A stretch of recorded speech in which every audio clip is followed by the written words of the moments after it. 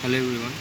তো দেখো, তোমাদের কিন্তু এএনএম জিএনএম এক্সামের ডেট তোমাদের প্রকাশিত হয়ে গেছে 12 তারিখ। তো আমাদের এক্সাম সেন্টারে যারা নতুন, ঠিক আছে, যারা নতুন পরীক্ষা দিচ্ছ সেই সব ভাইদের বোনদের জন্য যে আমাদের পরীক্ষা সেন্টারে কী কী ডকুমেন্টস নিয়ে যেতে হবে আর কীভাবে আমাদের যেতে হবে, ঠিক আছে।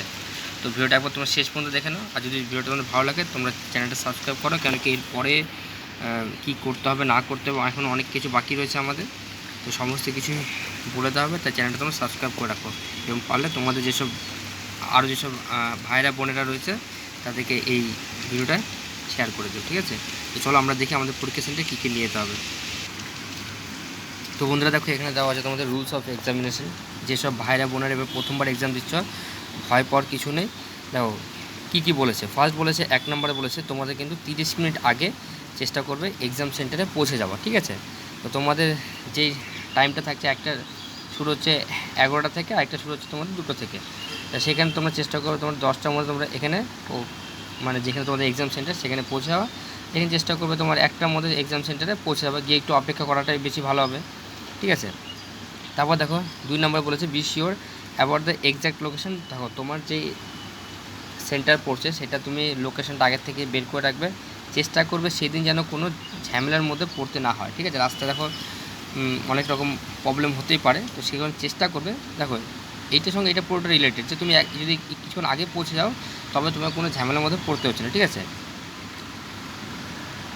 এটা দেখে নাও, নো ক্যান্ডিডেট অ্যালাউড। দেখো এমন যেন না হয় যে ধরো তুমি তোমার সেন্টার এই স্কুলে, তুমি চলে গেলে এই স্কুলে এক্সাম দিতে, সেটা যেন না হয়, ঠিক আছে।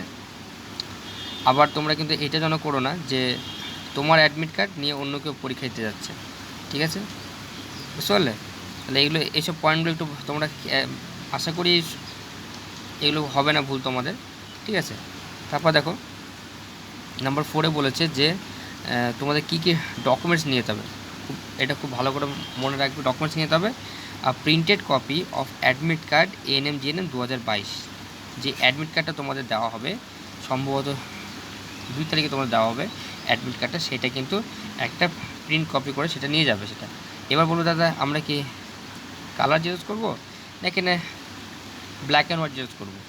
তো তোমাদের একটা বলবো যে কোনো একটা ইচ্ছে নিয়ে গেলেই হলো, ঠিক আছে। কালার জেরক্স করলে হবে, black and white xerox black and white admit card download করে নিয়ে গেলেও হবে, কোনো অসুবিধা হবে না, ঠিক আছে। তারপরে বিতে কী বলেছে, copy of colour photograph as was upload during online application. এবার এইটা দেখে কেউ ভেবো না যে আমাকে কালার অ্যাডমিট কার্ড ডাউনলোড নিয়ে যেতে হবে, ঠিক আছে। কালার অ্যাডমিট কার্ড এখানে সেটা বলেনি, এখানে কী বলেছে, এখানে বলেছে যে তুমি যে ফটোকপিটা যখন তুমি ফর্মটা ফিল আপ করেছিলে সেই সময় যে ফটোকপি তুমি দিয়েছিলে তার একটা ফটো বা 2টো ফটো নিজের কাছে রেখো, যদি দরকার হয়। এরকম আমি অনেক এরকম কোনো এক্সামে আমি কখনো দেখিনি যে ফটো লেগেছে। তাও বলবো যখন বলেছে যখন, তো তাও তোমরা 2 copy photo at least 2 copy photo সাথে রেখে দেবে, ঠিক আছে। এবার ধরো অনেক কেউ বলবে দাদা আমি যে সময় দিয়েছিলাম সেই ফটো ওই সময় ফটোটা আমার কাছে নেই। অসুবিধা কিচ্ছু হবে না, তুমি তোমার সেম ফটো অন্য ফটো নিয়ে গেলেও হবে, ঠিক আছে।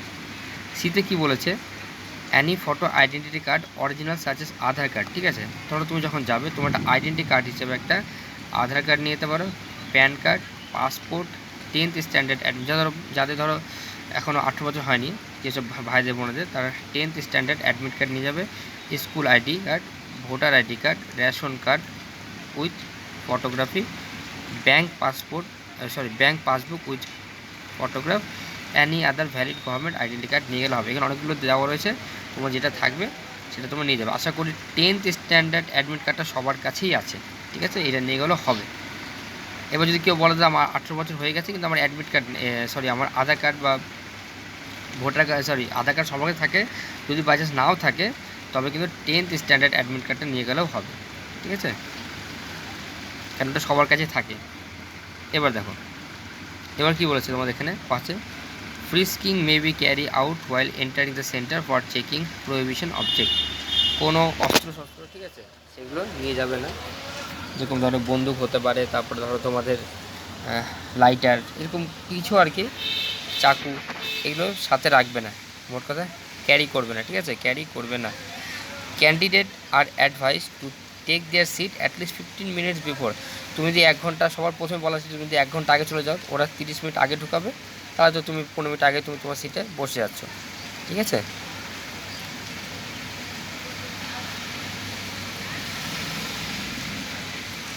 এবার কী বলেছে এটা কিন্তু ভালো করে মনে রাখবে।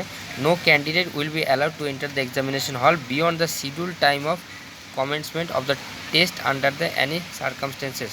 কোনো পরিস্থিতিতে ধরো তোমার সময় পার হয়ে গেছে, তবে কিন্তু তোমাকে ঢুকতে ওরা নাও দিতে পারে। যদি কেউ ভালো হয় দিতে পারে, কেউ কিন্তু ওরকম নাও দিতে পারে, ঠিক আছে। তবে আটে কী বলেছে, আটে বলেছে কিন্তু তোমরা কিন্তু কোনো রকমভাবে দেখো, কোনো রকম কিছু যে রিটেন আর প্রিন্টেড মেটেরিয়াল ক্যারি করবে না, ক্যালকুলেটর নেবে না, পেন দরকার নেই, পেন একটা নিয়ে রাখবে, ওরা ওখান থেকে পেন দেয়, আগের বছরে পেন দিয়েছিল, এবার হয়তো পেন দেবে, নাহলে পরে একটা পেন ক্যারি করা যেতে পারে, ভালো পেন একটু ক্যারি করবে। এই কারণে বলছি, কেন ওএমআর শিট আমাদের ফিল আপ করতে হবে, ঠিক আছে। তো আমি ওএমআর শিটের ওপর তোমাদের একটা ভিডিও তোমাদের করে আমি বলে দেবো কী করে, এরপরে আমি বলে দেবো, সেজন্য চ্যানেলটা সাবস্ক্রাইব করে রাখো। ওএমআর শিট কীভাবে ফিল আপ করতে লাগে খুব ভালোভাবে আমি বলে দেবো, যাতে মিস্টেক না হয়, ঠিক আছে। তারপর দেখতে হচ্ছে ডকুমেন্টস, পেন লগিং, ট্যাবলেট, ঠিক আছে, হাত ঘড়ি, any communication device like mobile phone, এগুলো কিন্তু নেওয়ার দরকার নেই। আর যদিও নাও ইনসাইড দ্য এক্সামিনেশন হল, সেটা কিন্তু বাইরেই, ইনসাইড দ্য এক্সামিনেশন হল মানে এক্সামিনেশন হলের ভেতরে তোমরা নিতে পারবে না। আর যদিও বাই চান্স নিয়ে যাও, তাহলে পরে বাইরে তোমাদের কিন্তু রেখে দিতে হবে, ঠিক আছে। এরপর আমি তোমাদের নেক্সট ভিডিওতে আমি বলে দেবো যে ওএমআর শিট কী করে ফিল আপ করতে লাগে, খুব ভালো করে বলে দেবো। তোমরা চ্যানেলটা সাবস্ক্রাইব করে রাখো এবং বন্ধুদের সঙ্গে শেয়ার করে দিও, ঠিক আছে।